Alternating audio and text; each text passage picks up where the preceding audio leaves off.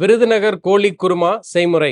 பவுல் எடுத்துக்கோங்க. அதில் தேங்காய், பச்சை மிளகாய், இஞ்சி, பூண்டு, முந்திரி பருப்பு இதெல்லாம் சேர்த்து தண்ணியை விட்டு கொஞ்சம் பேஸ்ட்டாக அரைச்சி எடுத்துக்கலாம். பிறகு இன்னொரு கிளாஸ் பவுல் எடுத்துக்கோங்க. அந்த பவுலில் கோழி, தயிர், உப்பு இதெல்லாம் சேர்த்து நல்லா மேரினேட் பண்ணி எடுத்து வச்சுருங்க.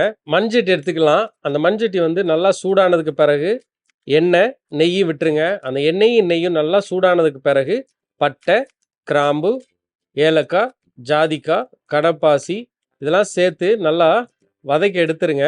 பிறகு அரைச்ச வெங்காயத்தையும் சேர்த்து ஒரு 5 நிமிஷம் நல்லா வதக்கி எடுத்துருங்க. அதோடைய பச்சை வாடை போனதுக்கு பிறகு மல்லிப்பொடி, மிளகாய் பொடி, காஷ்மீர் மிளகாய் பொடி இதெல்லாம் சேர்த்து நல்லா வதக்கிடுங்க. நம்ம அரைச்சி வச்சிருக்கிற பேஸ்ட்டையும் இதில் சேர்ந்து கலந்து நல்லா மிக்ஸ் பண்ணி விட்டுருங்க. அது தண்ணியை விட்டுருங்க. அது நல்லா கொதித்து வரும் பொழுது நம்ம மேரினேட் பண்ணி வச்சிருக்கிற அந்த சிக்கனை அதிலே சேர்த்து நல்லா கொதிக்க விட்டுருங்க. இப்போ கடைசியில் கொஞ்சம் லைம் ஜூஸையும் இல்லை மல்லி இலையும் சேர்த்து முடிச்சிடலாம். இப்போ சூப்பரான ஒரு சுவையான ஈஸியான விருதுநகர் கோழி குருமா தயார்.